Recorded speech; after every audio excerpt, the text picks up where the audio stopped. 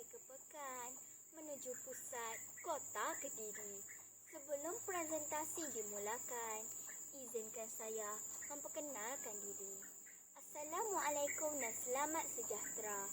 Nama diberi Nur Humaira Marzia binti Muhammad Rasimi dari Sekolah Kebangsaan Pekanbaharu Muar.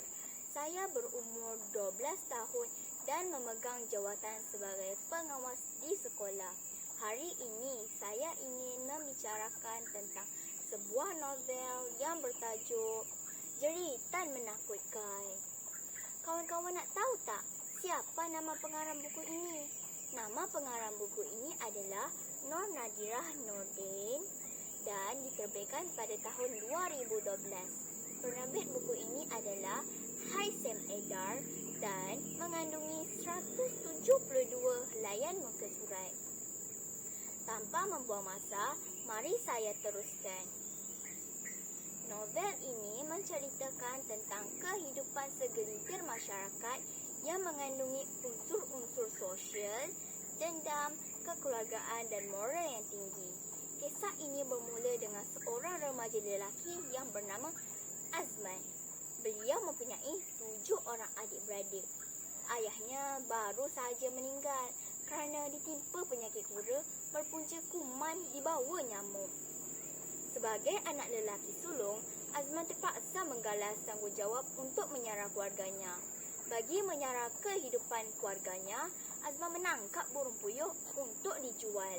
Idea tersebut diberi oleh rakan baiknya yang bernama Zahari. Rezeki ada di mana-mana, asalkan mahu berusaha.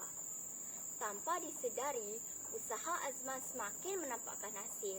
Dia berkongsi rezeki dengan Azri, iaitu anak kepada Pak Lihat, kawan baik arwah ayahnya. Namun, kemajuan yang dicapai Azman telah menimbulkan perasaan dengki di hati Zahari terhadapnya. Ini kerana Zahari juga menternak burung puyuh sama seperti Azman. Namun, penternakan burung puyuhnya tidak semaju Azman, malah mengalami kerugian. Oleh sebab itulah kebenciannya terhadap Azman dan Azri semakin tebal. Akhirnya, dia bersemuka dengan Azman dan Azri untuk melepaskan kemarahannya. Mereka bergaduh dan Zahari juga mengacam Azman untuk menghentikan penternakan burung puyuhnya. Namun Azman enggan. Kejadian tersebut tidak berakhir di situ. Zahari semakin mengganas dengan merobohkan sangka ternakan burung puyuh Azman dan menyebabkan Azman kerugian besar.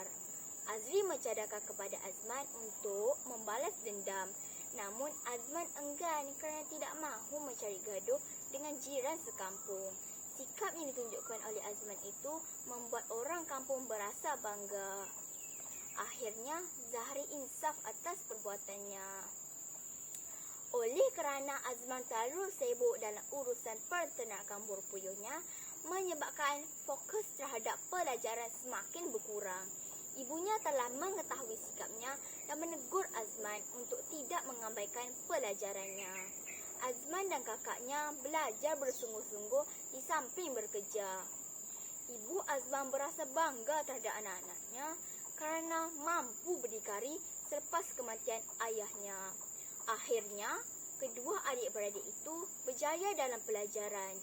Kakaknya meneruskan pelajaran di Universiti Malaya, manakala Azman tidak mahu pergi ke sekolah asrama penuh kerana ingin hidup di samping ibu dan adik-adiknya sambil meneruskan perniagaan yang semakin berkembang.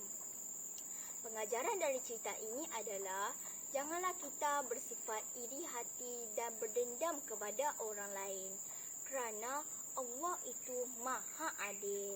Manakala nilai purnia pula adalah kita mestilah menjadi seorang yang pemaaf serta gigih berusaha dan tidak berputus asa. InsyaAllah hidup kita akan diberkati Allah. Sampai di sini sahajalah bicara buku saya. Sekian, terima kasih.